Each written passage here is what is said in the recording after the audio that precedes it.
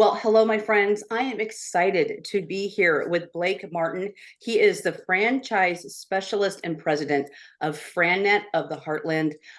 Blake, it's such a great honor to have you on the show, and I'm excited about what we're going to talk about. It's an honor to be here. Thank you so much for inviting me today. Yeah, you're welcome. So let's just talk a little bit about FranNet, and then we're going to go into this event that you put on. But Mhm. but what is your business, and just tell us a little bit about it and what inspired you. Sure.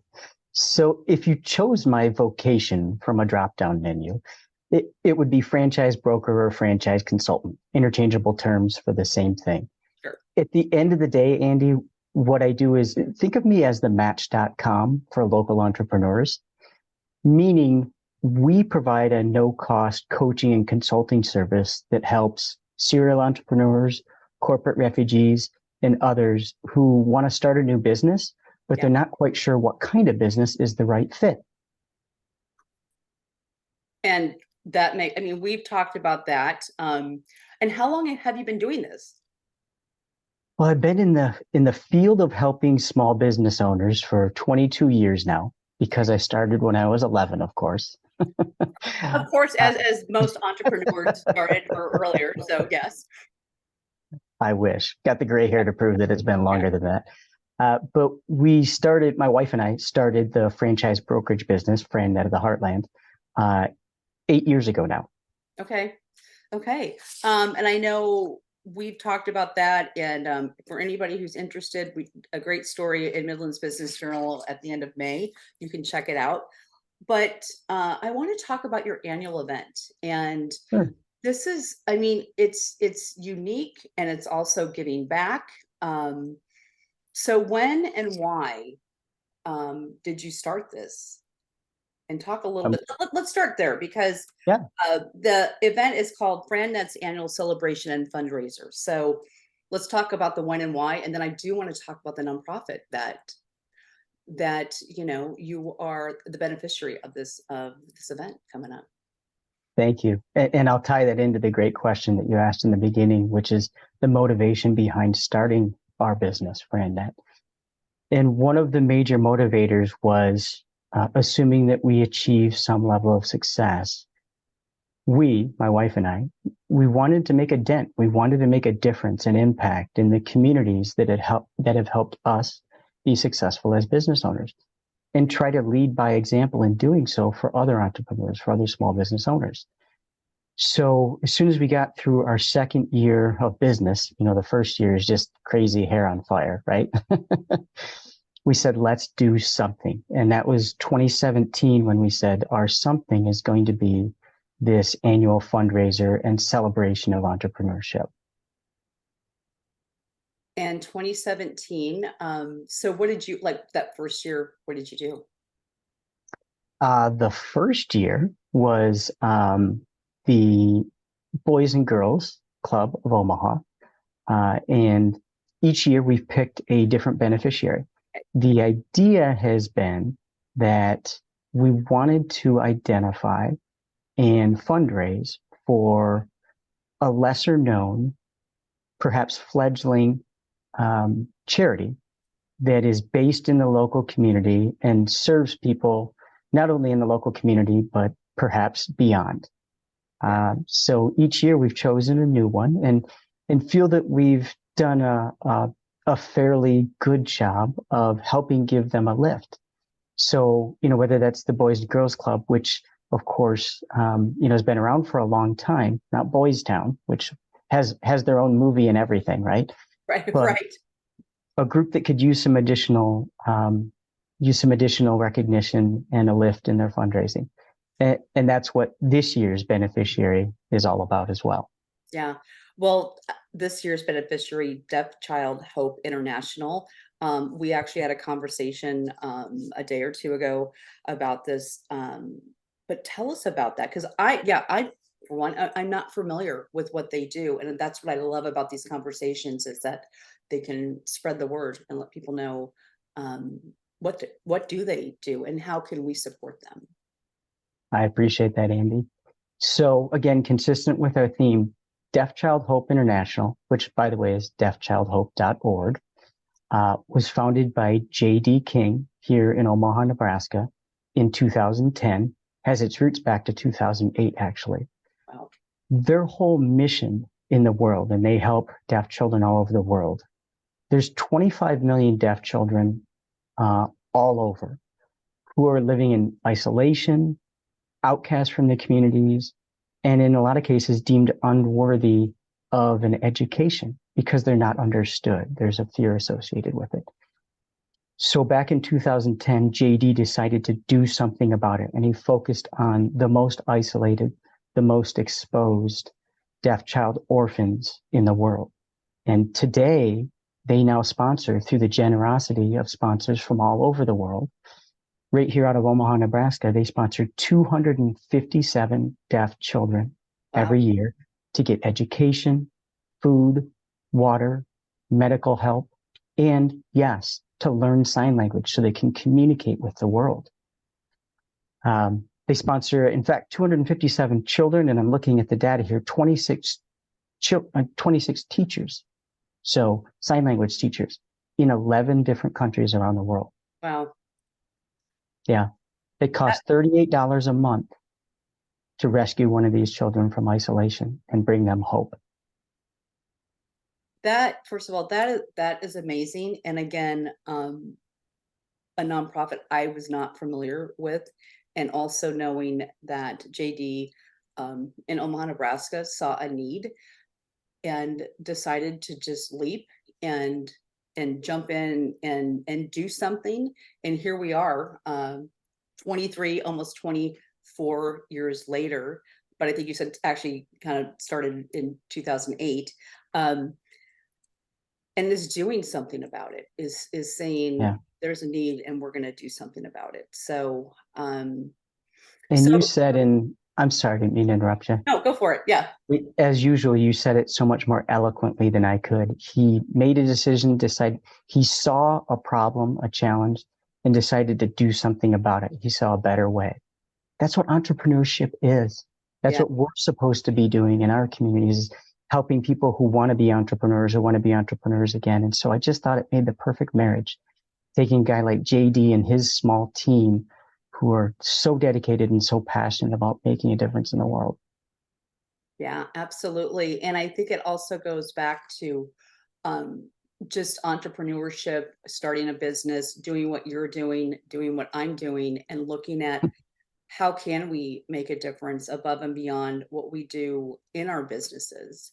And but every entrepreneur sees something and has an idea or a dream, or there's something that drives them to keep asking questions and then taking the next step and then leaping. I mean, I think we leap multiple times through our journey, because everything's always evolving and we can't stay still. I mean, we're always creating. I mean, that's just a part of who we are, and creating for a greater and a better community, greater and better world. So I love this so much.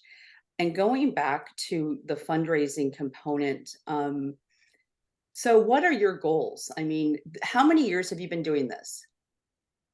So I guess you subtract the COVID year, of course.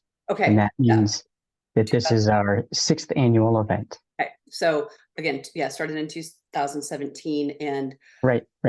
COVID kind of, threw everybody off. So for this year, and we'll get to the date and the specifics in a moment, but for this year, what are your goals, and how do you measure success from what you do? And is it required? But how do you measure success? Yeah, from this.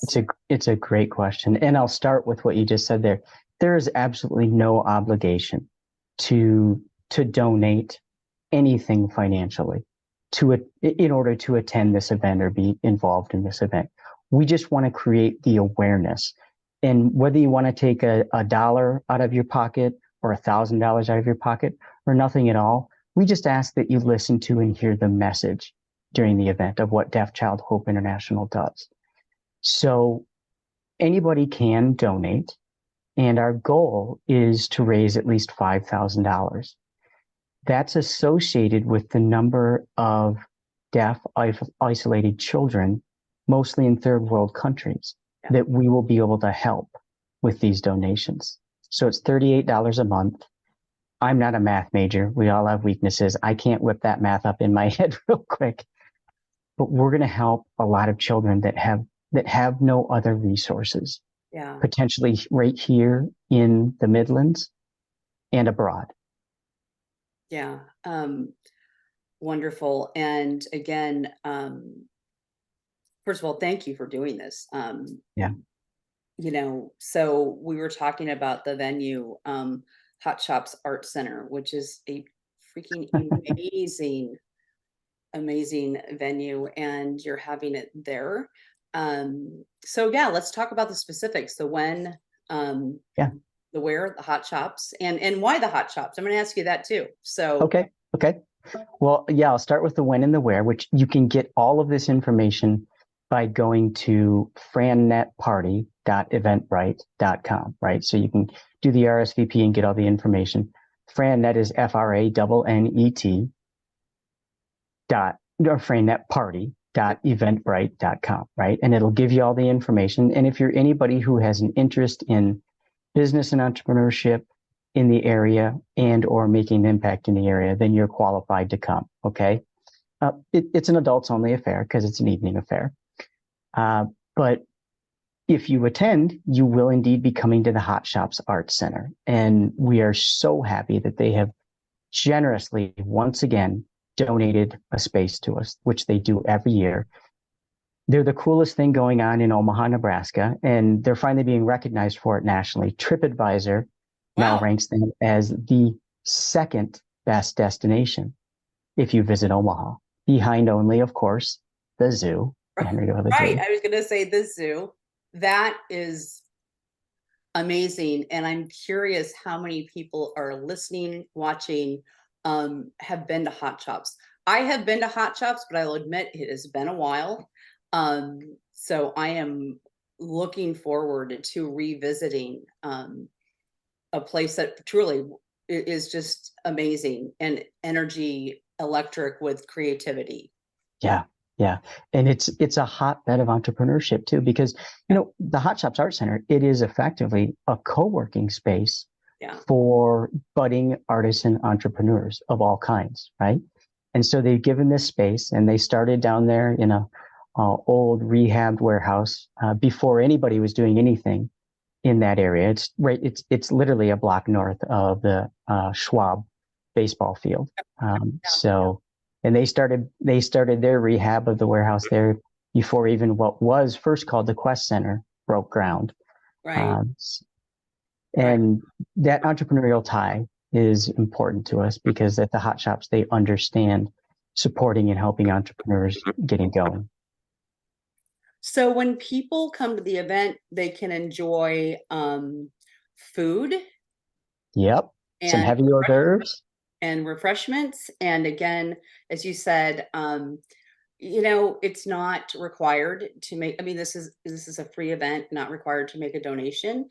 If you feel, if you'd like to, I personally would encourage everybody to make some kind of donation to this nonprofit, but it's just a great way to get business leaders, entrepreneurs, people that care about the community together in a space and truly just kind of celebrate where we are with everything that's been going on. And also as we enter into the holiday season.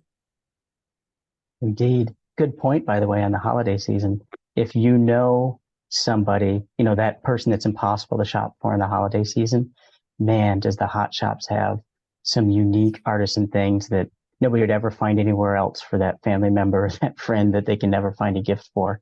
So we can buy stuff that night? We can buy stuff? Absolutely. The Hot Shops is officially a living, walkable art museum now. They are a nonprofit and an art museum, and they will tour you. And you can see things like glass being blown at the Crystal Forge, which is right there on the first floor, and all different artisan crafts and art. And some of their items will actually be in the silent auction that we'll be doing, the silent auction giveaway. Okay, and people, for the silent auction, do you have to attend to be a part of the silent auction? I know sometimes things are offline and neither here nor there, but just thought I'd ask that. Yes, we do, because we want to celebrate the winners. Oh, And that's what you get in exchange for. You can make donations ahead of time, which we greatly appreciate. They go directly to Deaf Child Hope International. yeah, So you can do that through that Eventbrite page. You can donate at the door. You can donate during the event. And then you get tickets for the silent auction raffles. okay. But nobody should feel any obligation to have to donate in order to attend. Blake, enjoying this conversation so much. Anything else you would like to tell the viewers about your event and coming up again on November 10th, which is a Friday. Uh, and what are the hours? It's from 4 to 7 p.m. Okay. on Friday, November 10th. So that's Veterans Weekend. Friday, November 10th, from 4 to 7 p.m. down at the Hot Shops Arts Center, which is 1301 Nicholas Street. Okay. And Wonderful. what I would like to add in advance, if I could, is a huge thanks to the volunteers that help us pull this off. We like to make a donation on behalf of Fran Net to the beneficiary of choice, which is Deaf Child Hope International. And the really hard work and dedication of our volunteer groups allows us to be able to make a sizable donation. Yeah.